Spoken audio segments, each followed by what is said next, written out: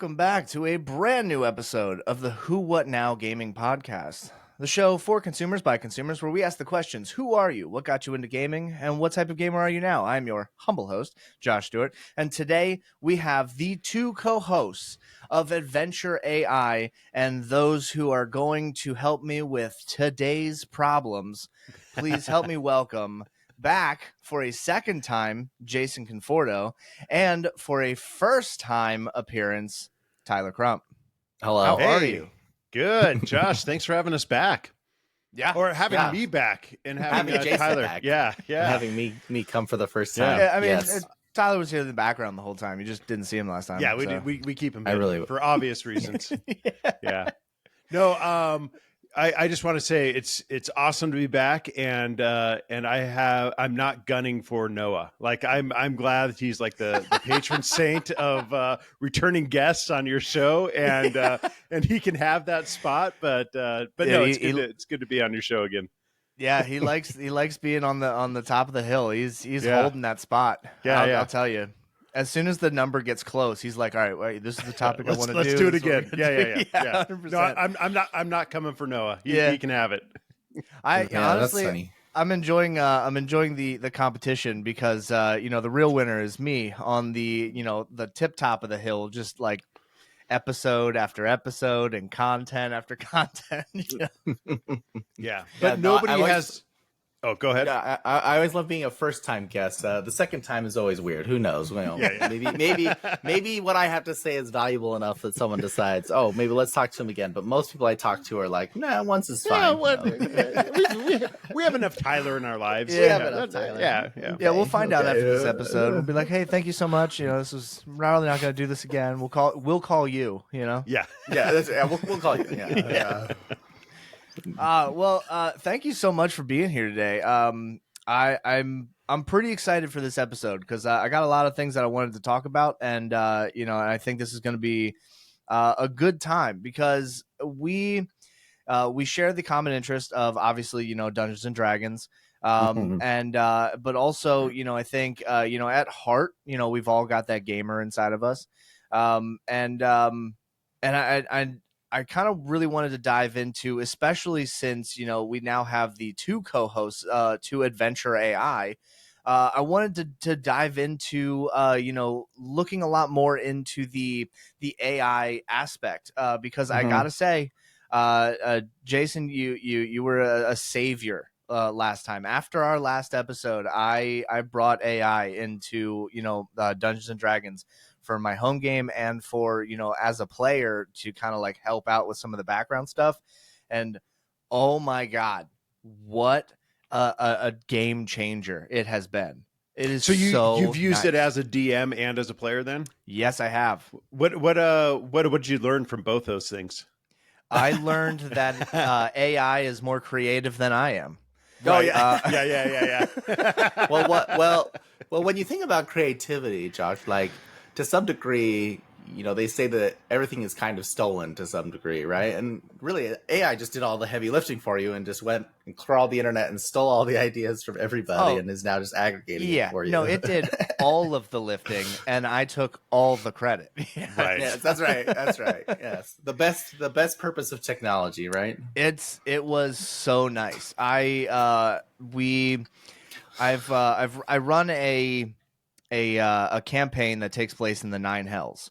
And so at this point we were moving a little quicker than I was anticipating. And so I didn't completely have the town entirely fleshed out that I Oh, needed. yes. A classic DM plight, Oh, right? It was, and of course I go into like the panic and stuff. And so like, I know like, hey, we have the game coming up. I'm swamped with work and with my home life and making sure that I'm getting like all of my side projects and stuff taken care of. And so this was like the day after, or like maybe a couple days after our last episode, and I thought, you know what, I'm going to give this a shot. We're going to see what happens. And I went into basically I put the app on my phone and I just typed in, was like, look, this is the the environment, this is the source materials, this is what I need shop names, locations. I need, complete itineraries of everything in everybody's stores, prices, like everything. And then my phone went nuts for about a minute straight, Right. and I just had a full list of everything.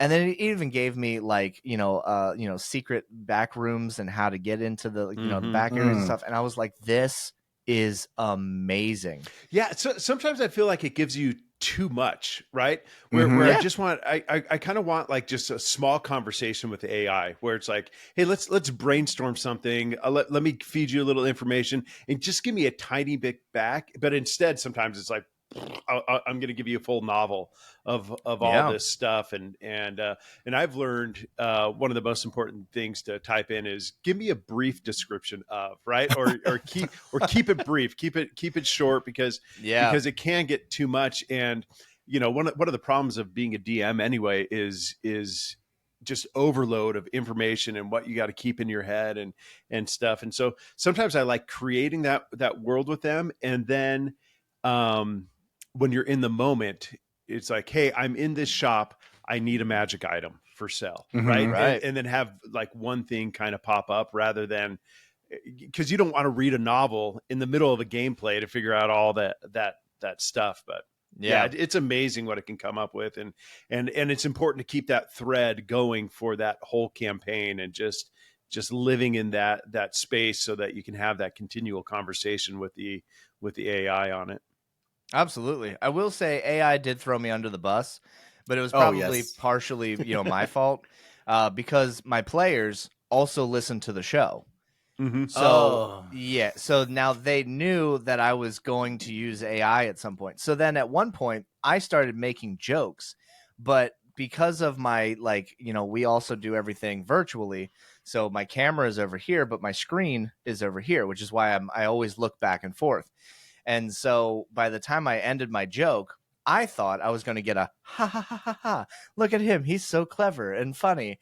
And they all said, wow, it even told you to do that. And I go, what are you talking about? And they said, you're clearly reading something. And I go, no. I said, listen, I'll use AI, but like, it's not running the entire campaign. Like, I can make jokes myself, like, Yeah. And for the record, the AI is also sometimes really good and really bad at making jokes. What was the we were trying to get it to make puns at one time. We were creating a cat themed character, and we wanted to have it create like a catchphrase with a pun for the cat, and this was something like, now's the time to strike, meow, and it would just add like the word meow at the end. And even us were like, why didn't it just say meow's the time to strike? It had a hard time like doing that. Yeah, so AI is still working on its sense of humor. I think it'll get there eventually, though. Yeah, I think it almost seems like AI's ability to make jokes is the same struggle that it has like making hands in like in artwork and stuff. Right. There's just that one fault, and it just happens to be like punny things. Yes, it's the sarcasm that it has a hard time catching on to, but I don't know. One day it'll get too good, and then we'll really start. That's when everyone really needs to start worrying. Once AI has the ability to really comprehend sarcasm and those sorts of undertones, then we're in trouble. we're like, now we're in trouble. All right. I like the idea that like the AI, like you told the AI to create funny puns, and the AI was like, oh, if we put meow at the end, like AI thinks that's hilarious. That's hilarious. But we're all just like, that's not funny. And it was like, what are you talking about? That's gold. This is gold. This is gold. Yeah, if I remember right, it did it like 2 or 3 times. Like the different options it gave us, where it's just like tagging meow at the end of the phrase. But like many of us, it's just, it almost feels that. More funny than the pun itself is that it's making trying. fun it's of it. Like, yeah, for sure. Oh yeah, that's fantastic. Well, with AI, how is the struggle with creating the episodes for Adventure AI?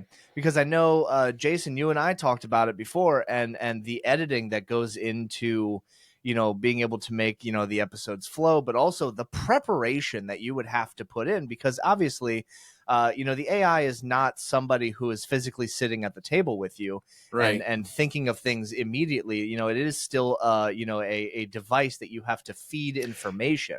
Sure. When it comes to preparation, that's one of the beauties of our shows. We don't have to do a lot of prep, right? Because we really are leaning on the AI to come up with the story that we're going to tell, Mm-hmm. right? And we want to lean into that a little bit. If I was doing this at home, running a campaign, I use AI as a support and not as a driver, right? But Yeah. for Right. our podcast, we want it to be in that driver's seat. Which means also, like, if you're going to let it drive, like it's kind of like that driver's ed car where they have the brakes on the other side. Right, like you got to be like, oh no, like we need a better idea. But generally we let it drive, so there's not a lot of prep. That being said, before I same with Tyler, if we're going to DM, you don't want to go in with a cold conversation with ChatGTP, right? So you want to go in saying, hey, tonight I'm going to record a podcast for the show Adventure AI, and this is how it works. And you're going to be playing this role in here. And this is what we expect of you for this adventure, right? And we will tell the names of the guests to the AI and the other stuff, so it's aware of the situation that we're in. But that's like 5 minutes of work or less. That's not like a DM prep of 3 hours or something like that. No, it's really not. And I know that on the last episode that you guys talked a little bit about like what we previously did, what we were doing for editing, and kind of like having to make some adjustments, and that we have like the movie magic, if you will. But it's audio magic in this case. But where we kind of cut those pieces out that are a little bit more cumbersome for us. But we are trying a couple new things through this next season. So not to give too many spoilers, but we have a slightly different mechanism. I say spoil it. Just spoil it. Just say the whole roadmap from here on out. Yeah. Okay, so version 1.0. No. No, but we did what we are doing now this next season. We're trying to essentially use so if you're using ChatGPT, if you use it on the web services, then it's all typing and you can do everything from that interface. But if you do it on the application, they do have a feature that they recently released in which there's like a conversation mode in which you turn that on and you just talk to it and it will just talk back to you. What? Did you not know that? There's a little button.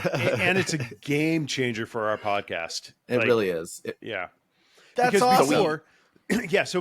Before we would have to type in our, and we might have talked about this on last episode. But, type in what we want to ask, and then we send it to the DM via Discord, and they copy and paste it in a ChatGTP, and then copy and paste the answer into a text to speech, and then we play the text to speech. And while that's going on behind the scenes, you verbalize the question on the podcast, and so there's we're kind of like pretending to talk to Tyler, but you're just filling up space. While if Tyler's the DM, he's doing all this work, he's setting it up, and hopefully the timing's just perfect. But now we just talk, and the AI listens and responds, and there's like a 2-second gap of time rather than sometimes like a 20-second waiting period or something like that. So it's quite a bit nicer. Then I have to ask, because after our talk last time, I was showing a friend basically like the first, or I guess it was the first adventure portion of the holiday special, which I love so much. It is probably one of the only like podcasts where I've gone back and re-listened to like a story and still like had fun with it. But I wanted to go back and listen to it because like a second time, because I wanted to listen to it again with the fresh knowledge of the information of what we discussed last time.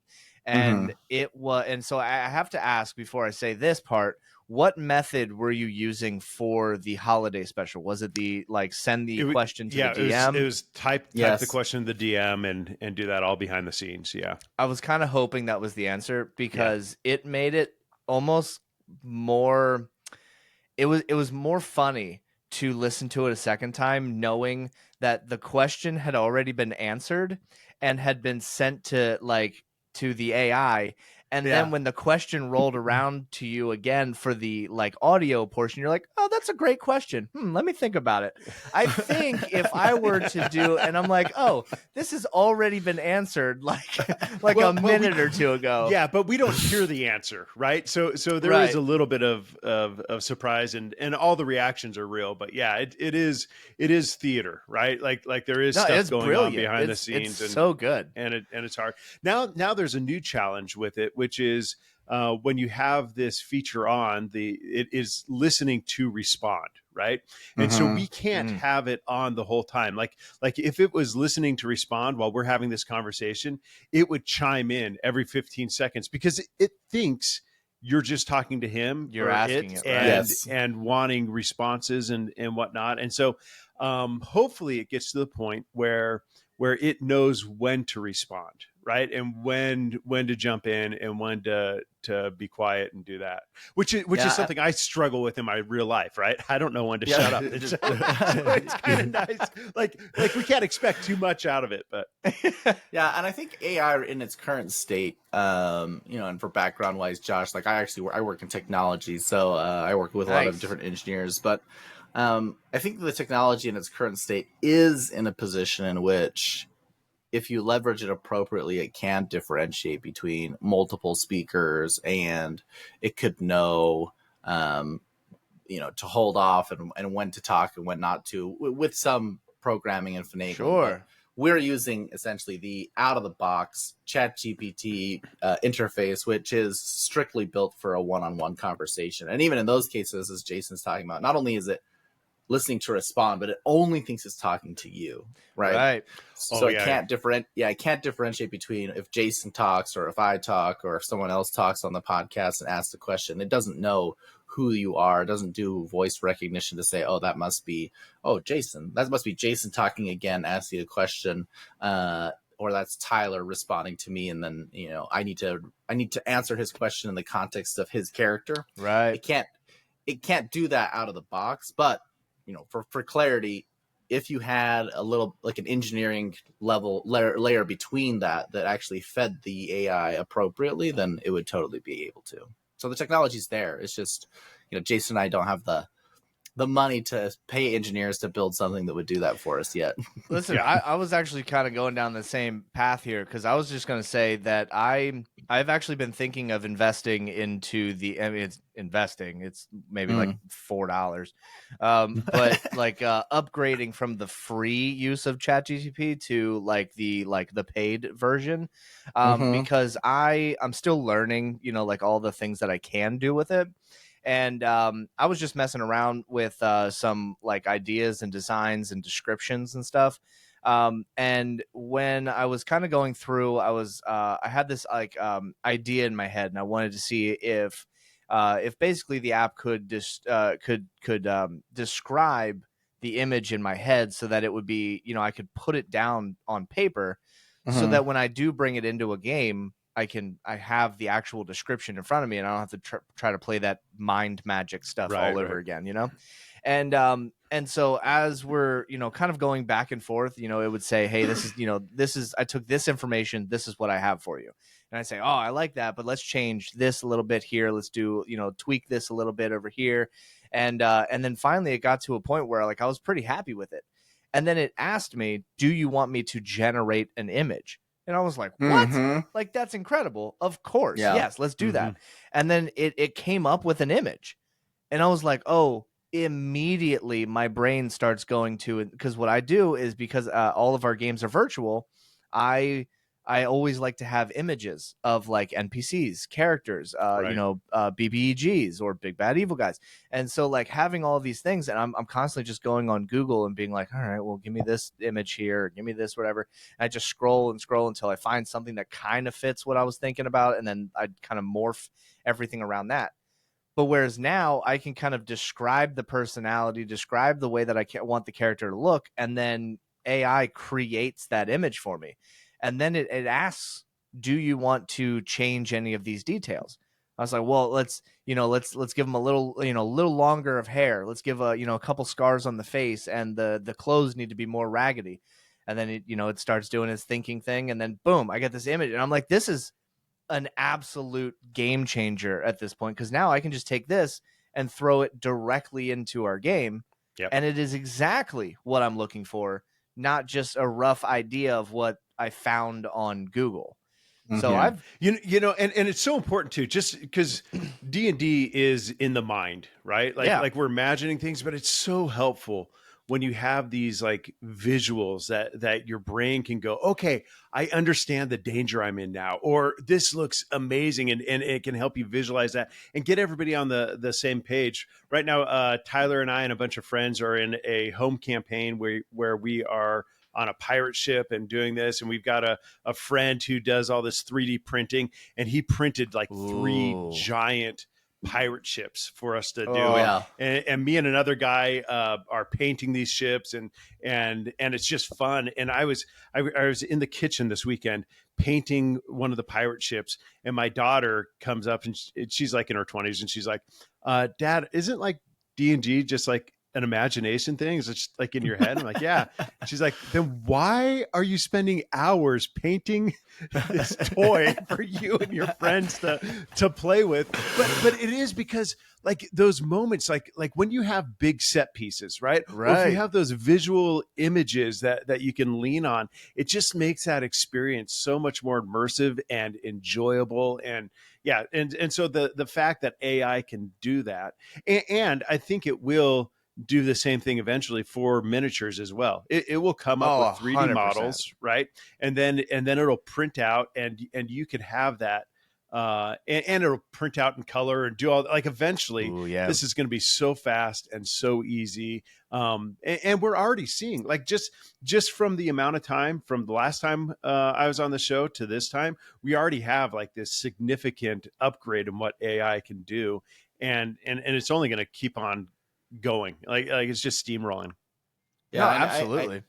I agree. It's like I think that really the hardest thing to do as a DM is to get the players to think what you're thinking, Mm-hmm. and to get them Yeah. to see things from your perspective, because you have this scene or this you know, as Jason's saying, this threat, but really getting them to be able to see things from your point of view is really, in my opinion, even though, you know, taking those things like, oh, I need to create something on the fly, like taking all those things and setting them aside, the real challenge with the DM is getting people to see things from your perspective. And I really see all these tools as ways to help influence that, and make it easier for you to be able to say, this is what's in my brain. Now it's also in your brain, right? Yep. Absolutely. You know, I was Yeah. talking to, we have another podcast, the Mulling It Over with Brandon Mull, that we do, and I was talking to Brandon about that. He's an author, and he talked about when he was first writing, his frustration of like reading what he wrote and going, that's not even what is in my mind. Like why Mm-hmm. can't I express what I'm seeing in my mind? And if I can just get this onto paper, I can tell anybody any story in the world, right? Yeah. But it was that first little time as an author struggling through that and learning those tools. But yeah, AI is going to help you be able to project that onto your players. No, 1,000%. I've been learning a lot about, especially, you know, the hosting this podcast, and being a DM while also, you know, being a player and stuff, is that I've noticed that the worst critic is the artist themselves. You know, for instance, my wife is writing a book, and she's got brilliant ideas, and I love the, you know, the concept of, you know, the story arcs. I love, you know, what she's doing with the book. And one day I was like, hey, you know, I would love to hear, you know, maybe just like a chapter of what you have going on, you know. Mm-hmm. And she was so excited to read this to me, and I sat down. I was working on something else, just listening to it, almost as if I was just listening to audiobook or like a podcast. Yeah. And then I found that she was stopping herself more and more and more because she was hating what she had already written. Mm-hmm. And I'm sitting here listening to this as a first time, you know, viewing, and I'm like, this is great. I love this. This is fantastic. And the entire time, all she could do was criticize her own work. And I'm like, it is great. It is great how it is. you over criticize.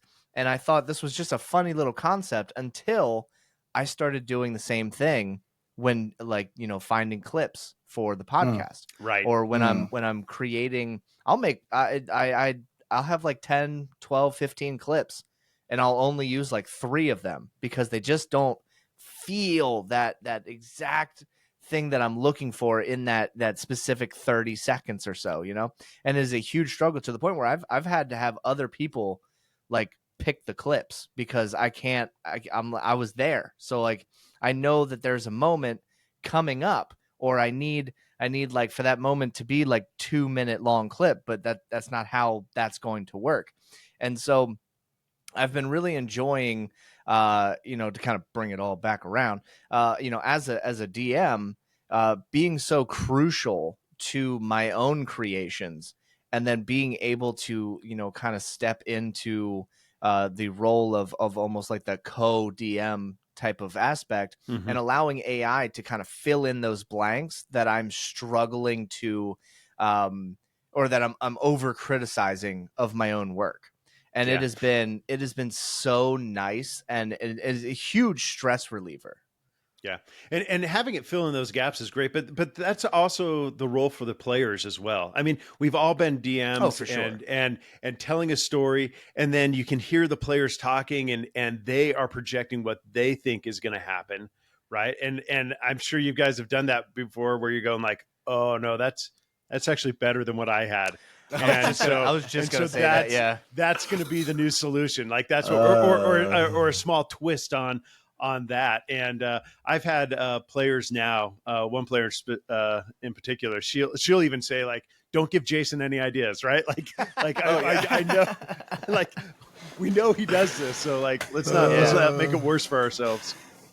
I've It's definitely almost like had the end of Ghostbusters, the original one, where it's like, clear your mind, don't give them any yeah. thoughts, don't think anything. And, Yeah, I've definitely had moments, as a DM, playing in like one of my first like campaigns years ago, and having everyone sit around the table, and we have this like big epic moment or something, and it's not as big to me as it is for the players, but then Mm-hmm. the players will start connecting dots that I wasn't intending to be connected and stuff, and they'll be like, oh, well, then that definitely ties this person to this person, which mm-hmm. means that this thing had to have happened. And I'm sitting here listening, and I'm like, no, that's fantastic, actually. Yeah. So I'm like, You're like, now yes, it did yeah, happen. exactly. Yeah. So I'll be like, and now you figured it out. And they're like, that was amazing. And like game ends, and You're they're a like, I don't know how genius, you do it. Josh. Yeah, yeah. And I go, I don't know. Thank you. I don't know how I come up with these things, Yeah. but It I was don't know, master maybe. plan from the beginning. It was always in the plan. But that's a reward for the DM, is like when like the only thing you get is your players' engagement, right? And Right. and if they are invested in the story, and if they're engaged, like that's your reward. And if they're trying to if they're trying to figure out a puzzle and they're engaged in it, great. If they're just like, oh my gosh, when is this going to end? That's when you failed, right? That the Yeah. session just didn't Yeah. work. Oh, I've had so many times where that exact situation has happened multiple times. But I've had ones where I will have spent a lot of time fleshing out like an encounter, and then my players will destroy it in mere moments. And Mm-hmm. then they'll be like, "That was amazing. What's next?" And I go, "I don't have a damn clue. Actually, this was the next 2 hours. I have no idea." One of mine. I remember Jason actually was playing in a campaign that I was running a while ago, and I had a situation where there was a chariot races is what they were doing, and Nice. the intent was when I had pre-planned, right, was okay. You guys are going to be part of this thing. You're going to build your own chariot. You can theme it the way that you want to, and then everything's good. And in my brain, I'm like, yeah, okay, they can come up with whatever ideas they want. Fantastic. We'll build a chariot for them. And it was intended to be like decent sized war machine type magically powered chariots. And it was a little, it was not quite to sci-fi, but it was like really kind of on this like border between the normal fantasy and moving towards the sci-fi. And then It felt more like Mario Kart than yeah, it felt kind of a Mario Kart. Well, the thing, and then we're talking about player wrenches, right? The big wrench that they decided to throw in is they're like, you know what we Was a should blue do? turtle shell? Yeah, well, yeah, but they said, you know what we should do? We should steal another chariot. Like they decided to, so they decided to break in to one of these other places and then like commandeer and take their chariot so they can compete. And then they wanted to enter as two separate teams instead. So, you know, like we're talking about, like I had planned all this stuff for Yeah. the other people, and then now I'm like, oh, well, now which chariot are they going to steal, right? So I had to take one of the things that I had created for the NPCs to be using and then now convert it into something that the players are going to use. Yeah, it's just players are always the biggest wrenches, but they also help tell, in some cases, the best side of the story, right? Mhm. Oh, absolutely. Yeah, it is. It is something that I don't remember if I said it on the episode before, but I have being a DM is definitely a huge learning experience. And in the very beginning, when I was running my first game, I kind of told it as a story, as if I was writing a book instead of a tale that we were all like collectively adding to. And one of my biggest regrets through all of Dungeons and Dragons, all like as a whole, was making one of the decisions for one of my player characters. And it like he's a great friend of mine, and he's super super super incredibly like supportive. So he kind of just rolled with the punches. But I definitely broke that character for him to the point where he ran away into the woods, and we never saw that character again. And so And we that was never the end got of your friendship, and you never talked again. I haven't talked to him He in ran away in 15 real life. years. That's But how it was bad it was. Yeah, but it was like one of those moments where it was like a big learning experience as to realizing that the story that there really truly is a way to over prepare a game to the point where you are no longer collectively telling a story. Now you're just you're telling a story, and there's just people watching it, and they Yeah. eventually make decisions, but do they really matter? Who knows? Because you've prepped so much that it Yeah. almost becomes a form of railroading without railroading.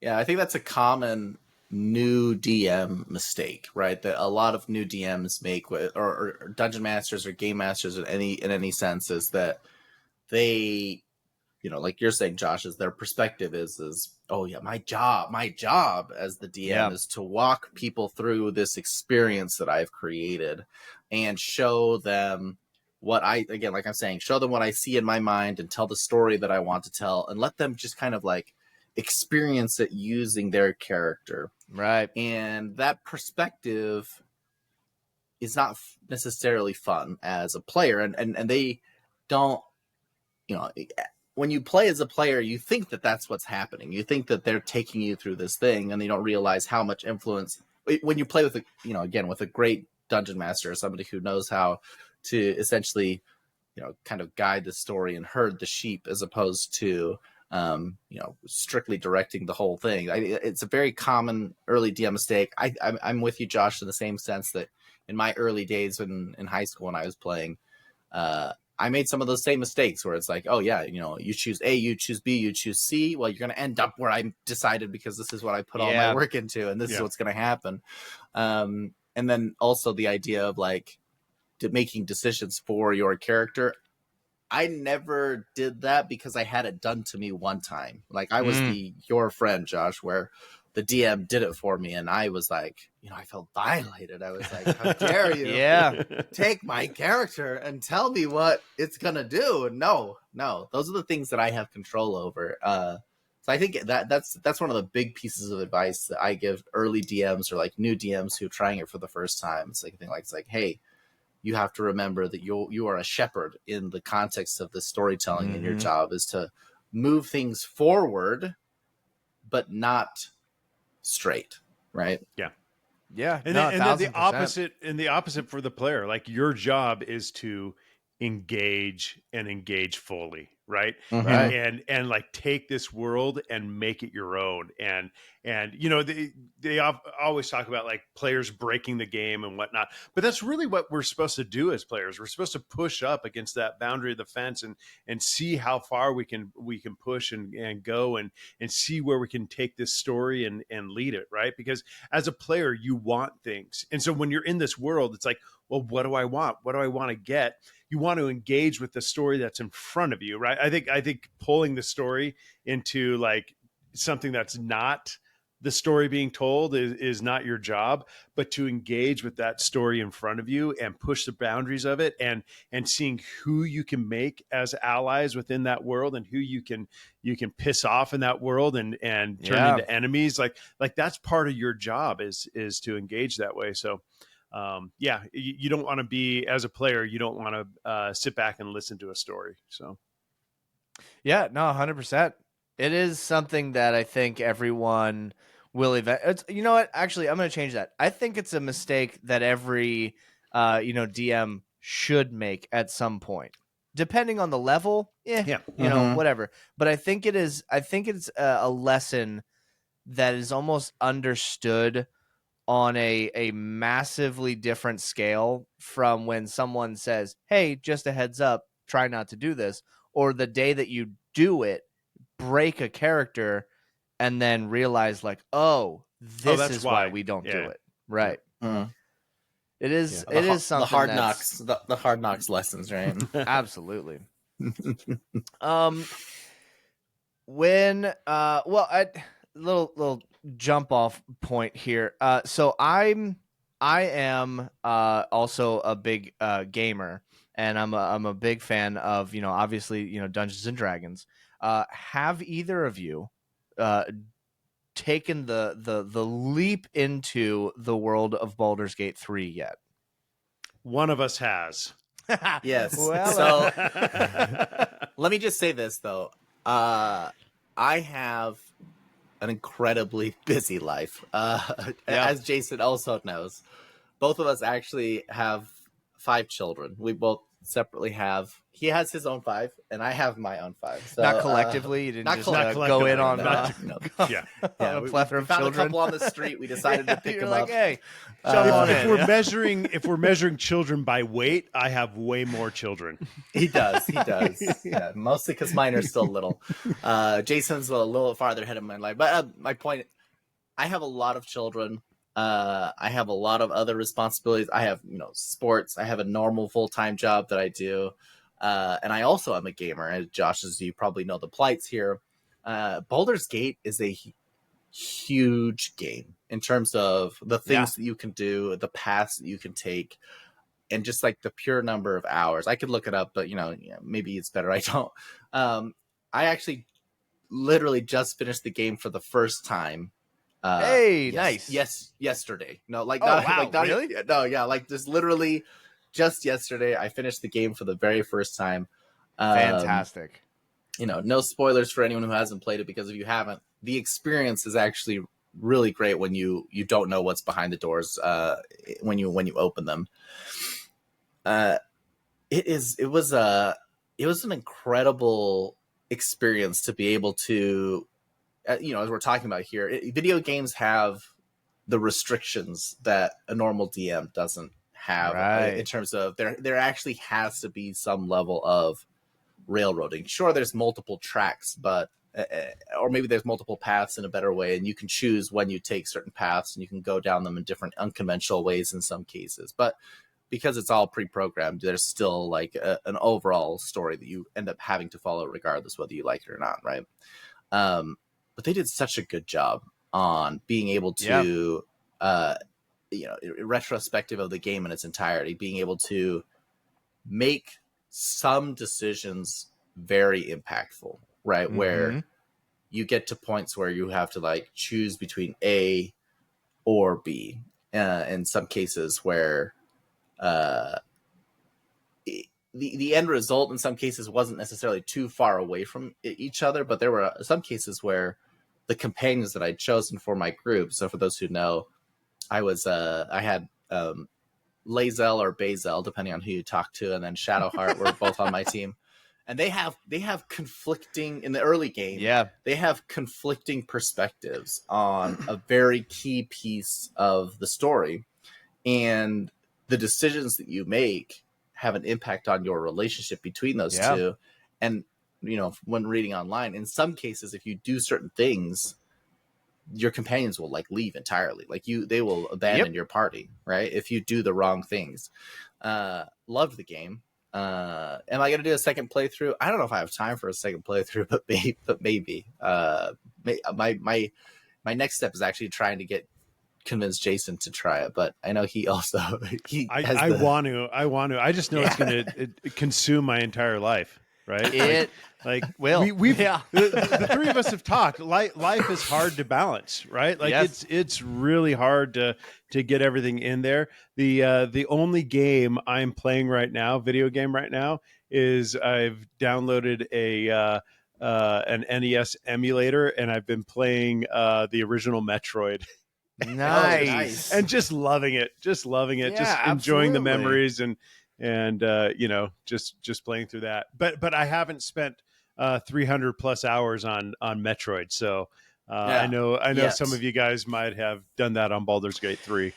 Yeah, it's we're approaching 600 hours. Oh gosh. Yeah, I'm not like it was one of those moments where I was like, I love this game, and then PlayStation will show you how long you've put into a game, and I was like, ooh, whoops. Whoops.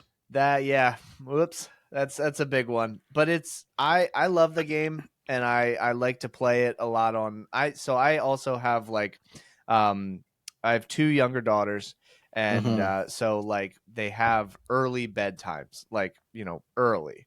So it's kind of this You're thing putting them where down at 2 p.m. and just enjoying the rest of the evening. 2 p.m. is way too late. They get lunch, they sleep for about 20 hours, and then they're just up in time to see the sun, eat another meal, and go back to bed. Perfect. Josh, it's funny you say that though, because my kids when they were younger, it really was. If they went to bed at 7, they got up at like 6:30. If they went to bed at 10:30. They got up at 6:30, so I was 100%, like, well, 1,000%. If you're gonna wake up at the same time, I'm gonna put you to bed earlier. There's so many times where I will like, my mother-in-law or even my parents and stuff will be like, hey, we want to take the girls to go do this, that, and the other thing, or maybe we're gonna get ice cream or something, and I'll be like, all right, let's go for it, and then it'll be time to they get home, they start winding down. By the time they're going to sleep, it's like 9:30, 10 o'clock or something, and they're like, it's gonna be great, they're gonna sleep in for you, and I go, I don't know how raising kids did you went forget, for you, Mom, but how this works? Yeah. I was like, that's not how this works. I was like, they could sleep for 15 hours, they could sleep for 6 hours. As soon as the sun peaks over the crest of the earth, they're up, all right? And they're all over your business. It's just depends on how sleepy they are when they wake you up. And all they want is food and attention. And I'm still waking up, I'm like, Daddy needs his coffee. Give me a minute, Yeah. That's it. You got to train them to bring you the coffee. That's your next step. It's I've made a joke before on here. Like, my kids will do the thing where they'll come in to, like, wake me up in the morning, but they'll do it in the sweet, basically as sweet and calm and patient as pro wrestling is. Oh, yes. Because the older one will basically kick open the door like there's a fire. The smaller and their one music gets blasted, right? 1,000%. It's like an action movie. The small one does that like Indiana Jones dive under her legs and then like pulls up on top of the bed. Older one flips the lights on, and by the time the light hits my face and I'm like able to like fully become conscious, the smaller one is jumping off the back end of the bed, and I'm getting a full elbow to the nose. That's right. And now I'm like, I got a black eye, I'm bleeding, and I'm like, what? And they're like, we're hungry. And I'm like, great, thank you. I'm like, good morning, how you doing? I wanted to go back with Baldur's Gate 3. I've definitely put in some time. after my kids would go to bed, and I'm a night shift worker, so I live on the night shift type of thing. Mm-hmm. And my wife and I have these like kind of like opposite work schedules kind of thing. So um usually I don't like, unless it's the weekend, I don't do the morning stuff because Mm. I'm I don't go to sleep until early morning. Yeah. And so when I do get a moment to like sit down and like play Baldur's Gate, I would definitely like dive deep into it. When I did do the second playthrough, I decided to go full evil, like Oh. as evil could possibly be, because it's a trope that I've always wanted to try in Dungeons and Dragons, which is not typically a form of Dungeons and Dragons that we'll play. Typically you're the Yeah. hero of the story, or Right. at least you're the positive influence in the world. Right. Nobody's ever being like, all right, hear me out, you're all horrible people, let's see where this goes. Which there's a part of me that kind of wants to see where a game like that would go. And Yeah. so to have a game that is so closely related to Dungeons and Dragons with the option to go full evil was truly an incredible experience, and it definitely felt way different than my original playthrough. Not because of that I was like doing the evil playthrough, but you see the complete 180 of how the story was told and how it was Mm. presented and stuff. But you were 100% correct. If when you make some decisions, characters will leave, and in the game, I think it gives you what, like 7 companions or something like that, and there's Yeah. additional Some. ones I you don't can know. get like later through the game and stuff. Right. Yeah. But if you do the full evil run, by Act 2, you have 4 companions that will be there, and that's no, sorry, you have 3. You have 3 At plus 3 at yourself. best. Yeah, and that's Interesting. it. So And you just they have made it to. so they made it so you could get a full squad, so you weren't entirely, so you don't have to run solo, but Yeah. you are limited on who joins you. That's interesting. I personally have like issues. No, and yeah, I think it's great that you wanted to try it in a game setting. I personally have issues with like full evil campaigns, and my problem is not that the campaigns are evil. My problem is the general perception of people as players of what it means to be evil.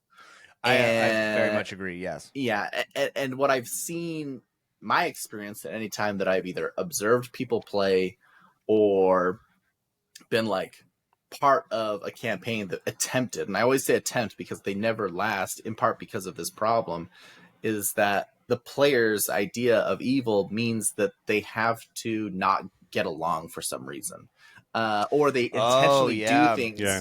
They intentionally do things that make inter-party conflict, and it goes back to like what we were saying earlier, is like you can't tell the story on your own, whether you're the DM or whether you're the player, and it's intended to be collaborative. And as a player, it's your job in part to be collaborative with the other players. And Absolutely. every evil campaign that I've ever seen, there's always at least one So or two people backstabbing and yeah. who turn their self-interest choices always have to come down to impacting another player, which always takes away from their fun and will every time ruin the campaign. Now, if I found a group of people who understood and interpreted an evil player or evil motives in the way that I think that they should be understood, which is it's not necessarily about because you're evil, like you're gonna trip every person you run into and stab every person in the back or steal every Right. opportunity you have. That's not Murder what hoboing. evil. Yeah, the murder hobos, right? That's not the way that I perceive a good evil character is. Like the good Right. evil characters are the ones who have solid motives that from their perspective they see to be beneficial if they're able to reach their goals. It's just the means to get there, right? Or I know whatever they're willing to D&D's do. kind of gone away from the alignment system in general, which I really like alignment. I Yeah. think it's cool to kind of see where people work in that stage. But I think the problem is when people think of evil, they think of chaotic evil, right? Yeah. Which is Mm-hmm. what Tyler's been describing. But more interesting is lawful evil, right? How do Yeah, you, absolutely. as a cleric in this world, manipulate your people into doing things that are evil, right? Right. That's when an evil campaign would become interesting. I think.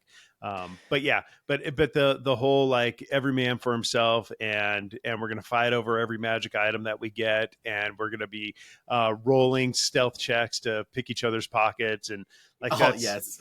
that's just like being evil doesn't mean you can't collaborate together, right? Like you're as when you're in a heroes campaign in D&D and you fight a horde of evil goblins, Mm-hmm. they are all working together on a collective goal and are doing it that way. So yeah, it Yeah. falls apart.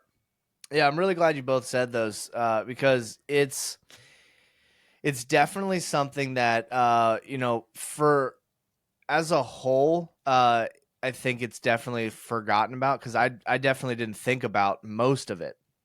But what I definitely see like evil campaigns as being, like you think of your favorite movies or your TV shows or games or campaigns and stuff.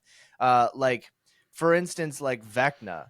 Vecna is, inherently an evil, character and stuff. But to Vecna is not an evil character. Mm-hmm. Vecna is a self-righteous, power, being.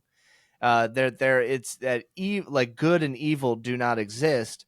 That Vecna chose to gain power and immortality through the Mm-hmm. choices that that he made. And so it's the same with like when you go into like Marvel movies and stuff. Like Thanos is like the bad guys, the evil guy, whatever. But to Thanos, he was making a selfless decision, but also like holding the burden of knowing that, hey, when I snap my fingers, the population amongst all of the universe is going to drastically decrease because I'm helping humanity for the better. But as from our perspective of the movies, like Thanos is a terrible person stuff. Mm-hmm. And even like back in the comics and stuff, it gets even deeper from there because then you get the whole mix between Thanos and Deadpool fighting for the love and affection of death itself. It's a whole nonsensical thing, but it's fantastic. But like when it comes to like the D&D campaigns, you're right. I did not think of the aspect of like evil to every individual character is going to be a different concept. And I think that that will make for a difficult challenge for especially like a DM. I've definitely had players where the alignments can be a little interpretive, I'll say. Sure. Yeah, Mm-hmm. it's one of those things where if someone says like, "Oh, I'll just say it's typically it's followed by the word chaotic. Chaotic Yeah. seems to be interpreted in very very different ways. And they'll say, I'm chaotic neutral, or I'm chaotic evil, or I'm chaotic good, or something. And you're like, okay, but we have to establish what chaos means to you, Right. Mm-hmm. because chaos doesn't necessarily have to be the cat at 3:30 in the morning just knocking over shit on the counters. Right. Like Right. Right. it can 100% just be someone who manipulates others for their own being or for their own well-being, that ensues chaos. And it's entirely up to how you perceive what you think the word chaos means in this specific situation. Yeah. Because you can definitely have like a chaotic evil character who is just running around stabbing everything and anything. But then you can also have a chaotic character, or a chaotic evil character who is very meticulous and very like precise in their actions, and in like kind of plants the seeds here and there. So by the time you're at the very end of the game, they may have like hordes of goblins and undead and this, that, and the other thing, because they were able to plant these things. They may not have ever murdered anybody ever, and Yeah, so personally. yeah, it's very um it is a I think it's entirely up to uh, the way that we perceive the word, and I think that's why it was done so well in Baldur's Gate 3, because Mm. like they had full control over the design of what chaos meant in the world of Baldur's Gate 3. Yeah, I'm with you on that, Joe. I think that too often people interpret chaos is spontaneity, right? Yeah. Spontaneity Yeah. or whatever. Chaos is not being spontaneous, right? Chaos doesn't mean that you It just suddenly can be, do but whatever you want. It it doesn't can, need. but Yeah, yeah, Mm-hmm. too often that's the interpretation that I Yeah. see, where people believe that, oh, chaos means I think about things, I react instantaneously, and I do whatever I want. It's like, okay, a Right. little cliche. Like, pick something else. Yeah. 1000%. So I want to kind of go back on something that we said a little bit earlier. Being that an entire hour has just about passed already, and this is definitely something I wanted to pick your brains with, because it is something that, and I'll admit it's a struggle in my life at the moment. But you said earlier about how we're all very busy people. We all live very busy lives. We have a lot of different things going on, whether it be family, whether it be our jobs, and the side gigs that we have going on. Um, I personally have been struggling with what sounds like burnout, but is not burnout, and I want to emphasize that. I I am not burnt out at all doing any of these things. But finding the balance between, being a spouse, being a parent, being a full-time, worker at my job, while also finding time to do like the side gigs and stuff. I love everything that I do, but sometimes it does truly feel like 24 hours a day is not enough time Mhm. to do Mm-hmm. these things that I want. So I wanted to ask, how do you guys deal with finding that perfect balance? And if you have found that balance, what tips do you have? What's Well, something that you could kind of shed the light kind of thing? yeah, we have a saying at Adventure AI, which is exhaustion makes cowards of us all, right?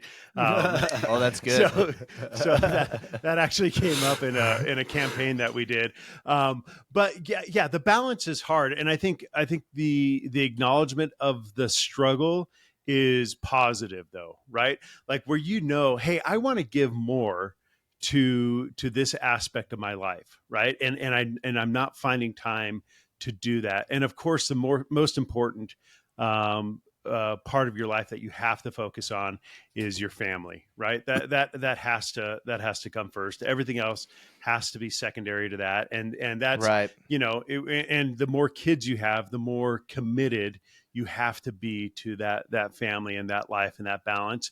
And you're going to get it wrong, right? You're going to find moments where you have spent too much time on other passions and other things, and then you just have to calibrate again and make sure that family life is coming first and foremost. Because if you lose that, you've lost everything, right? Uh-huh. If you lose your podcast, who cares, right? If you lose your job, who cares? Like bad, like it will cause hardship to lose those things, but it won't be as devastating as losing your two daughters, right? And missing that opportunity in your life to have them, because they're only going to be young once, right? Take it from someone who has a daughter moving out of the house next week and flying to a different country and all this stuff. Like that time you have with them is so limited and so precious, and that has to come before everything else. And then you just have to give yourself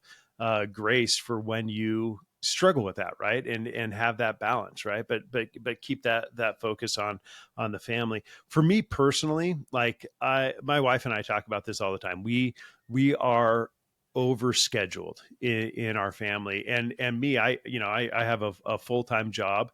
I'm squeezing this podcast in before my job starts in a half an hour. I'm already at work, and so as soon as this is over, I can jump in and do stuff here.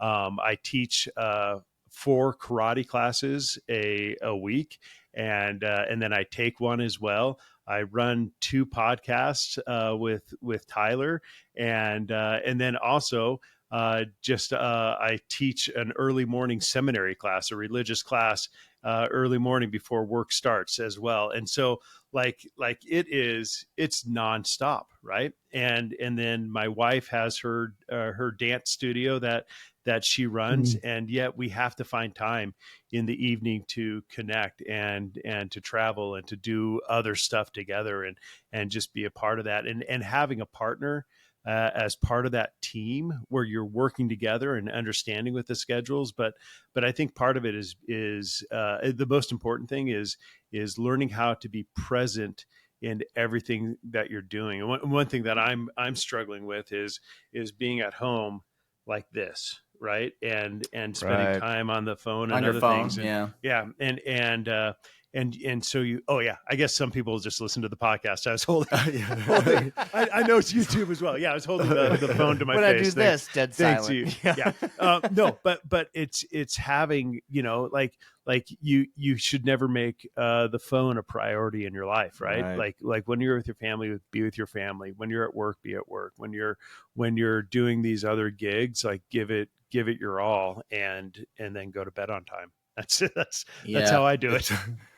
And I struggle at it too. I totally struggle at it as well. Yeah. Well, God damn, I Jason. want to add to Jason, if it's okay. I want to hop in on this one too, Jason, because like I also have 5 kids, right? And I think, people will say scheduling. Scheduling is the way that you manage it. And although I agree that scheduling is the way that you keep track of everything and you can manage where things happen, you guys probably know just as well as anyone, is that just because you set aside a period of time to do a thing does not mean that during that period of time you're going to want to do that thing, right? There are times where I have, this is a gaming podcast, right? Like I love gaming. I've been gaming ever since I was a kid. I have lots of games that I like to play, but there are many times where I get to that scheduled time of gaming and I'm just like, I just don't feel like doing this right now. So managing all the time, I think a couple things I want to add to Jason, because I agree with probably everything he said, right?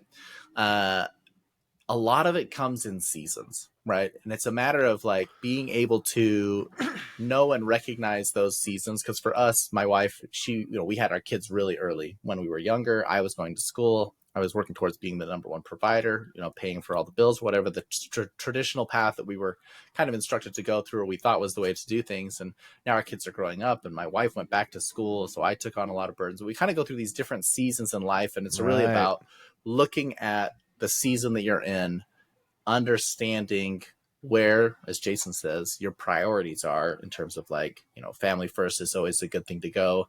And then making sure that you appropriately allocate that time to the things that you want to do. Because, we're people too, we're individuals as well. We have to have some level of fulfillment. But I think it's really nice.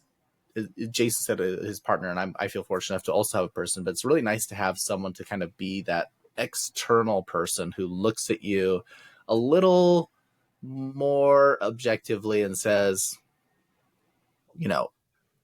balance is different for everybody. And it's hard to just like it's not just a thing that you can just easily say, if I did this many hours of this and I did this many hours of this, we are now in balance. Having that other person being able to look at you and say, maybe staying up till 2 a.m. to play a game is not balance for you in our current season of life, right? Like when I was younger and it was just the two of us, it's like no kids, I could stay up till 2 a.m. playing Team Fortress 2 or whatever it was that I was playing. But when you get older and you have these kids and it's like, oh, if I'm staying up till 2 a.m. Playing League, trying to get to platinum or whatever, because I suck at the game, but it's like it's not necessarily the right time. And you know, I've seen people who, if you count your children's time with you and in summers, right, like you get 18 of them, right, at best, before they really start to kind of go out on their own. And then as they're growing up, that number just gets smaller very quickly. Turns out you get plenty of summers after 18 with them because they don't leave the house.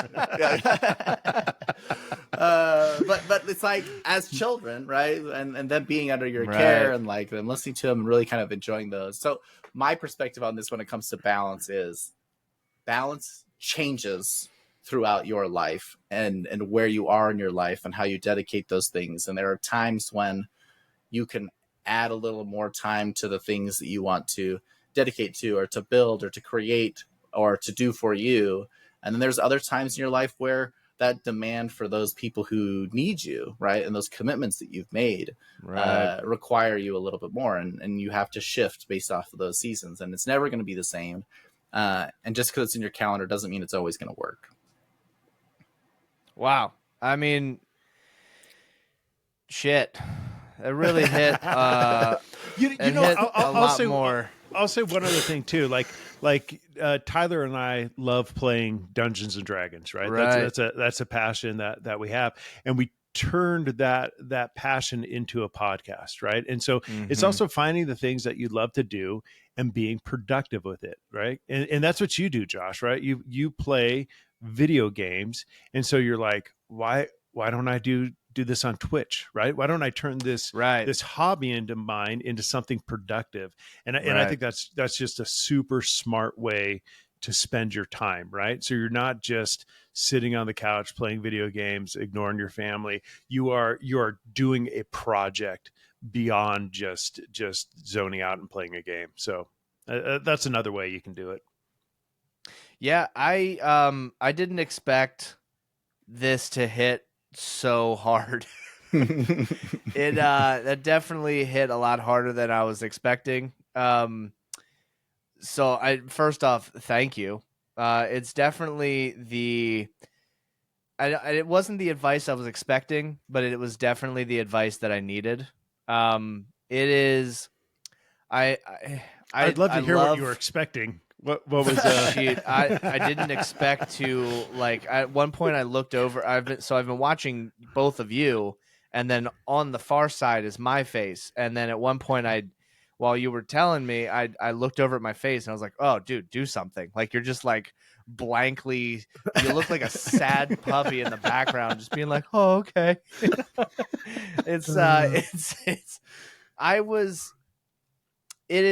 All of this is new for me. I started this podcast this year. I started streaming, months after I started doing the podcast. And I've always wanted to create content.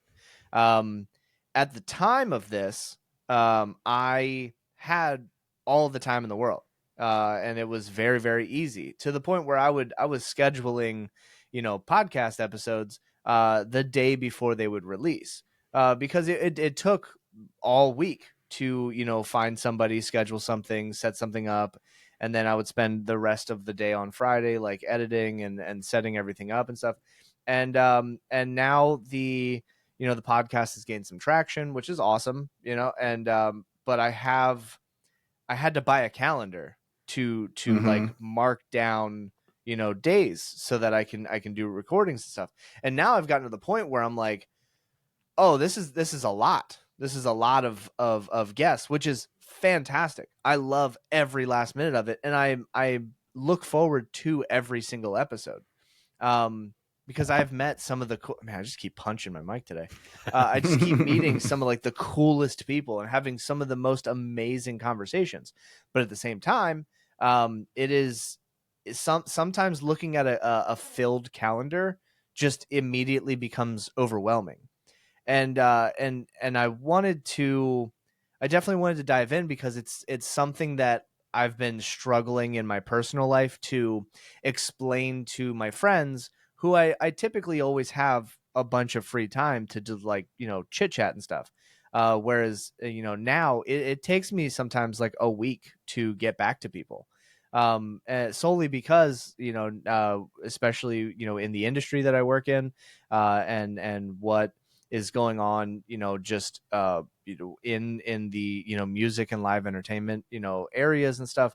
We're on mandatory overtimes, so Mhm. I'm working 12 plus hours a day, trying to do these things, and then finding time to come home and sleep and eat and see my family and stuff. And so I've dedicated very specific days Hmm. to doing these side projects, which has worked out because then those are the days that I've dedicated to doing these things, which means I will not do any of those. I will not answer any of the other things. I will not use my phone for these things during the other days of the week. Those are specifically for work and my family, and being able to make sure that, like, mental health is a key factor.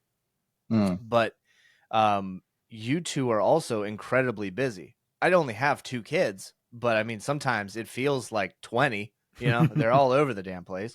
But it is something that I think is, I think it's something that is commonly overlooked and misunderstood. And I think it's something that, like, the whole, overwhelm versus burnout thing. Because as I'm sure, each of you, I'm sure each of you have dealt with burnout at one point or another, but also understand, the difference between, hey, I'm not burnt out, but I am overwhelmed. Yeah. You know what I mean? Yeah, and I think it could be hard too when we're producing content on a regular basis, right? Where there's deadlines that we have set up. I think you do. I know you Twitch weekly on a specific day, and then you record and release podcasts weekly as well. And so Yep. that schedule adds pressure to your life every week, right? You Yeah. finish a project, and by the moment you finish a project, you have to start prepping for the next one, right? Yeah. And there is no release at that. One thing that Tyler and I realized that we had to do right away is we switched from releasing weekly to every other week, and Yeah. that created a just some breathing room in our lives. And then Hmm. both summers that we've done the podcast, we have figured out a way to take a few months off in the summer so that the podcast was not controlling our schedule in our lives, and that helps as well. So, but I think there's nothing wrong if you hit a point where you release an episode of this show or you talk to your Twitch community and you're like, hey guys, I'm going to take the next 2 weeks off because I need these 2 weeks off, right? Yeah. I need that mental health break. Like you don't owe anybody your mental health, right? You know what I'm saying? Like Yeah. this is you doing the best you can. I know you have support from Noah and from other guys helping you with the show, but like at a certain point, it's okay to take a break. It's okay to be Right. like, hey, I need a break, and it sounds like you're getting to the point where you need a break, and so I would just Yeah. We're getting close. yeah. So just let everybody know, hey, I'm gonna take a Yeah. week or two, right? And it's not that I'm ending it. It's just that I'm a human. And you think, you get with your full-time job, how many weeks off a year do you get? Right? They don't even expect you to work, every week of the year. And so if you're doing your own thing, you got to learn how to take that time off as well. Yeah. I've been priding myself in making that we have had an episode every single Saturday.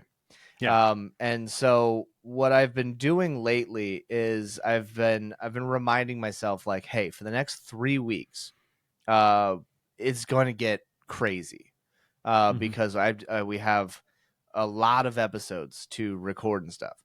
But my goal is, knowing that I need that, like, little vacation.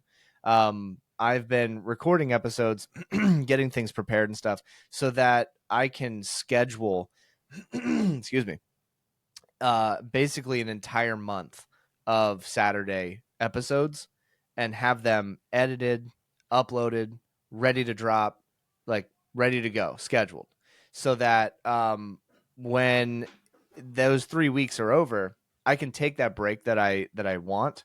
I'll take the week or two. I won't stream. I won't record any episodes.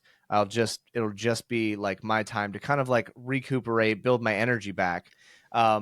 Meanwhile, those episodes are already scheduled to go and they're still dropping on the Saturdays. Mhm. So, I'm still still producing the content, but I don't have to physically be there. You know what I mean? Yeah. Right. Yeah. I also think it's fair to think about this, Josh, is like, not only does what Jason says, you don't owe anybody your mental health, like you also don't owe your time to really anything in terms of like, in particular, like, and when I say thing, I'm not referring to people because I think people are not things, right? So like if you have children, yes, you owe your time to your children. That's definitely something to do. But like things like these extra stuff that we do, like I think it's fair, not making any sort of comment about your life or what you're doing, Josh, but it's fair to like evaluate which things are actually bringing you joy, which things are Right. actually fulfilling you, and knowing like it's oftentimes a hard decision that you have to make, but knowing when, going back to my season comment, where it's okay to stop doing something and to walk away from it and put it away and be able to say, this helped me during this time. I did great things. I created when I created. Right. I did wedding photography for a period of time, and there was when I went to business school to get a master's degree, and at that point I was like, I'm not capable in this current season to be able to dedicate what little time I have on the weekends to going and taking somebody's pictures and then also having to do all the edits and all the stuff afterwards. Right. And for me, it was a chapter of my life that I closed, right? And it's okay to close some of those chapters and to say, you know what, this is not a thing that brings me as much fulfillment as joy. It's lower on my totem pole, if you will, or it's lower on my priority list. You can put those things away. And if later on in the seasons change and you decide that that's something you want to bring out and dust off, great. But in some cases, we have to do that. And that again, having that second person to look at you objectively and be able to tell you like, hey, here's the real talk about how you're spending your time. Right. Being able to help make those decisions and drawing a line somewhere and say this, not anymore, not for Right. now. Can be really helpful as well. Yeah. But But you're obviously getting something out of the podcast. You're obviously getting something out of the twitching. Yeah, right? yeah. And Twitching. Yeah. Don't be like, oh, I'm tired, I'm quitting. Right? Yes. Like you do awesome work, so keep on doing it and do it to the best that you can do. Thank you. Yeah. Well, it sounds like then this is the confirmation that I need. And it seems like you two are big supporters in this decision. So follow the things that make me happy, leave my family, and be a full-time podcaster and Twitch streamer. Get rid of the things that no longer bring me joy. I got it. All right, just write those kids off. Yeah. And then when I'm ready, I'll come back into their lives like nothing ever happened. No big deal. Dad's back from buying milk. He's back from the How you doing, kids? I had about like 5 years to kind of figure my stuff out, but now I'm ready to come back. Now I'm ready to be a dad. Yeah.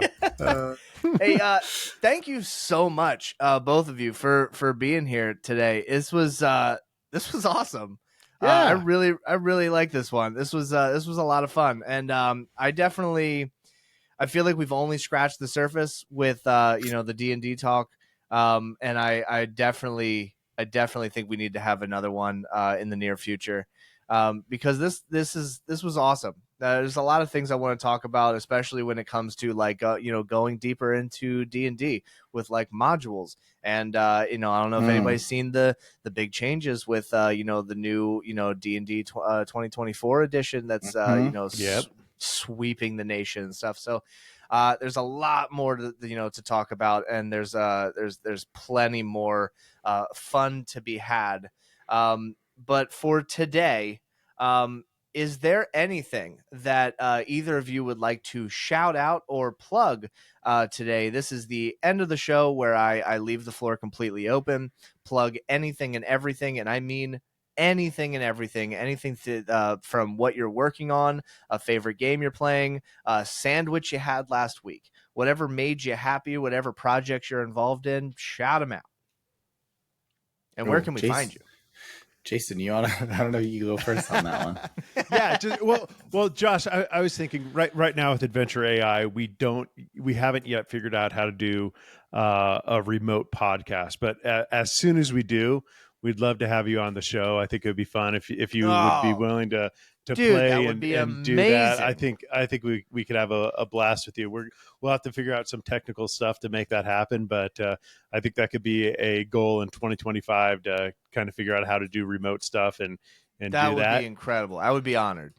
And I'm still waiting for an invite to play D&D with you on your in your Oh, personal tell me game. about it. So yeah, Tell me let about us it. know when we can do a one shot. As far as shout outs go, I would like to give a shout out to future Jason Conforto, because every Saturday What? this Okay, is I'm it. on board. All right. Every Saturday, I mow my lawn and I listen to your podcast, and Yep. so there is a future version of me right now mowing my lawn and listening to this. And so, shout out, good job on your lawn, and keep it up, Jason.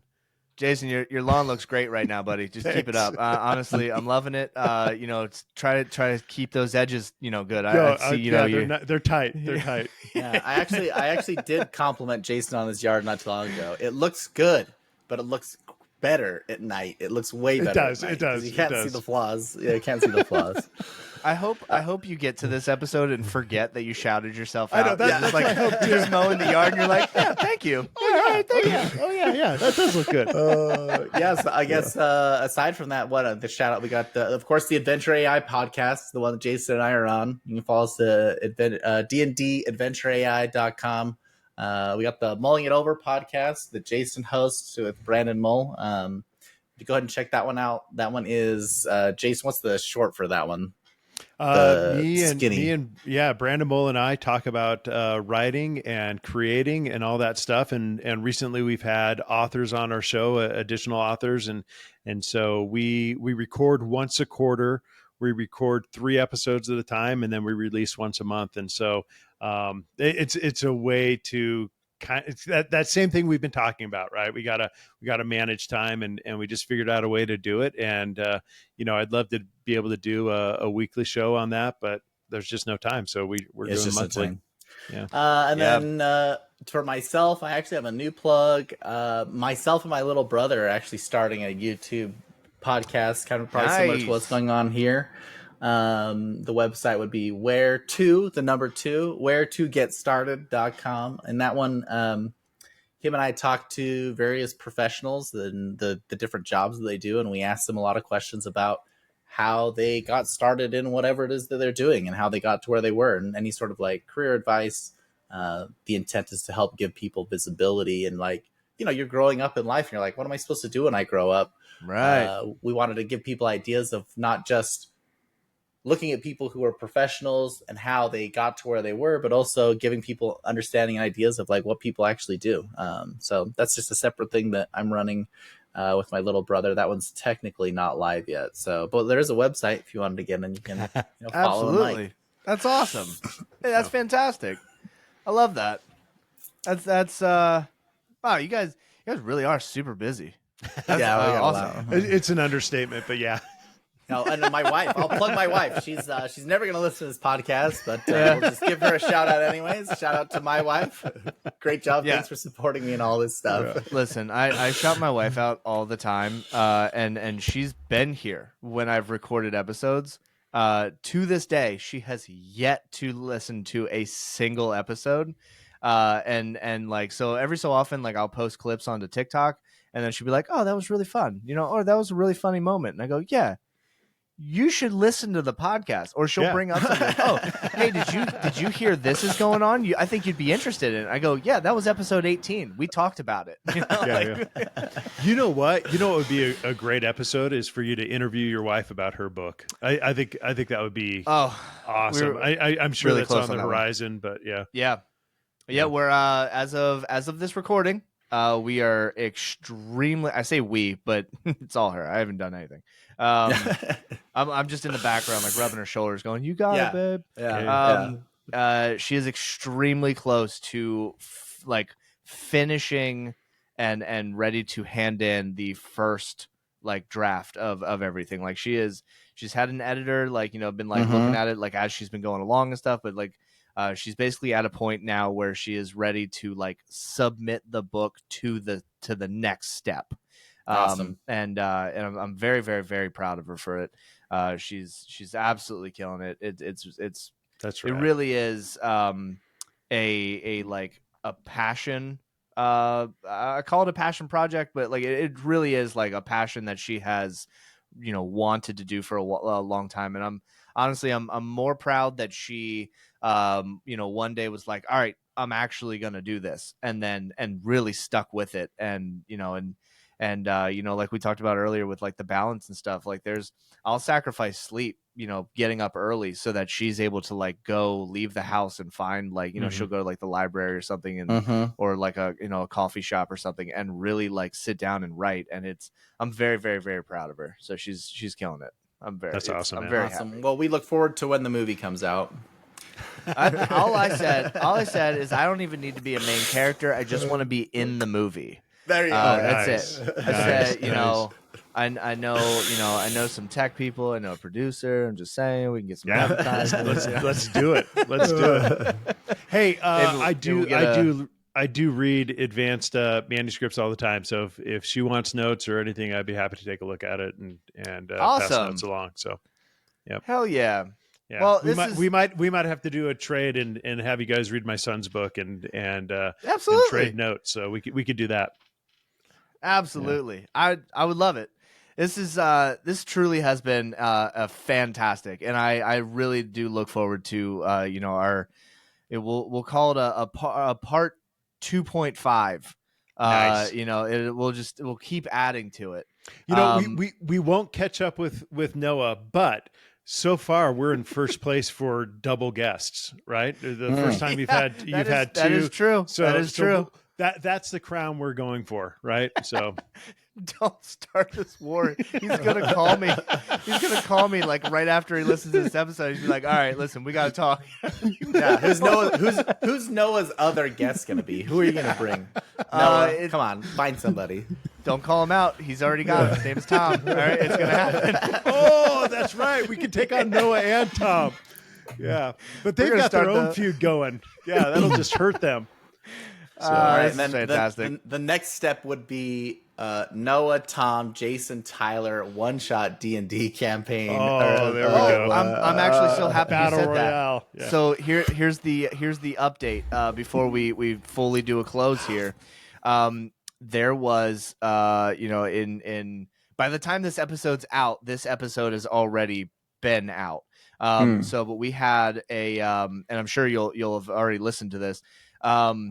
That we have a TTRPG author, on the show, and we have a fantastic, amazing conversation and full interview and stuff.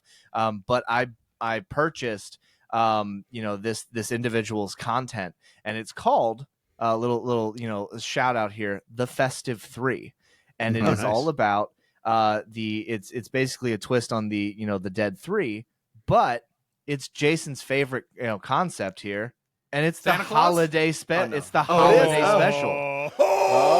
There it is. Merry Christmas. Yeah, and so it's the holiday festive version of the Dead 3, and it has been such a joy to read through. And I'm looking like once I've gotten through everything and I've gotten my how I want to kind of figure all this stuff out. It's going to be the one shot. Now we have to decide if it's just going to be one of those things where we're like, all right, this will be fun to do, or if it'll be like a special Twitch streaming, hey, this is our one shot, kind of thing. So, but yeah, we got to get something going on that. I'm very excited for that one. Yeah, for sure. So, we're in.